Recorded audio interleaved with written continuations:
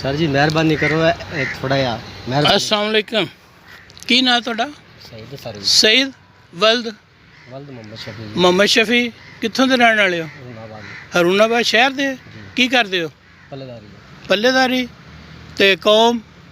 ਕੁਰੈਸ਼ੀ ਤੇ ਰਹਿਸ਼ ਨਹੀਂ ਕੋਈ ਮਹੱਲਾ ਜੀ ਆਪਣਾ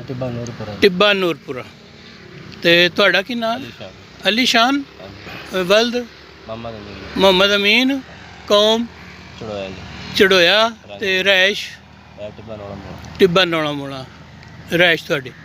ਤੇ ਕਰਦਾ ਕੀ ਹੈ ਪੱਲੇਦਾਰੀ ਤੇ ਕੋਈ ਲਾਇਸੈਂਸ ਹੈ ਤੁਹਾਡੇ ਕੋਲ ਇਹ ਸ਼ੂਟਿੰਗ ਲਾਇਸੈਂਸ 에ਅਰ ਗਨ ਦਾ ਨਹੀਂ ਸਰ ਜੀ ਸ਼ਿਕਾਰ ਕਰ ਰਹੇ ਸੀ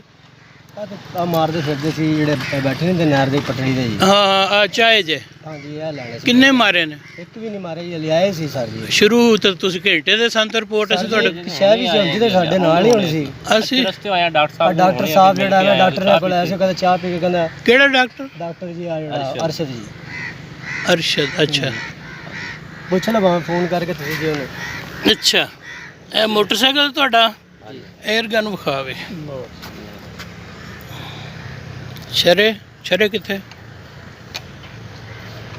ਚਾਕੂ ਤੇ ਛਰੇ ਹੈ ਸ਼ਰੇ ਨੇ ਜੀ ਅੱਛਾ ਇਹ ਚਾਕੂ ਬਰਾਮਦ ਹੋਇਆ ਇਹਨਾਂ ਕੋਲੋਂ 에ਅਰ ਗਨ ਦੇਸੀ ਦੇਸੀ ਹੈ ਅੱਛਾ ਇਹ ਜੀ ਸਾਡੀ ਅੱਜ ਦੀ ਹੁਣੇ ਫੌਰੀ ਤੌਰ ਤੇ ਹੁਣੇ ਕਾਰਵਾਈ ਹੈ ਤੇ ਇਹ ਸਾਨੂੰ ਮੁਖਬਰੀ ਹੋਈ ਸੀ ਫੌਰੀ ਤੌਰ ਤੇ ਫਿਲਫੌਰ ਹਰੂਨਾਬਾਦੋਂ ਤੇ ਅਸੀਂ ਇਹਨਾਂ ਦੀ ਮੁਖਬਰੀ ਤੇ ਪਹੁੰਚੇ ਹਾਂ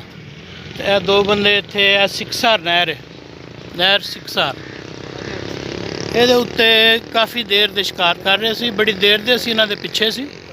ਤੇ ਅੱਲਾਹ ਤਾਲਾ ਦਾ ਕਰਮ ਹੋਇਆ ਕਿ ਇਹਨਾਂ ਨੂੰ ਅਸੀਂ ਅਰੈਸਟ ਕਰ ਲਿਆ ਤੇ ਹੁਣ ਮਜ਼ੀਦ ਕਾਰਵਾਈ ਜਿਹੜੀ ਹੈ ਉਹ ਹੁਣ ਜੋ ਵੀ ਹੋਈ ਫਿਰ ਤੁਹਾਨੂੰ ਦੱਸਾਂ ਤੋਰੇ ਸੀ ਤੇ ਉੱਥੋਂ ਆਏ ਨਹੀਂ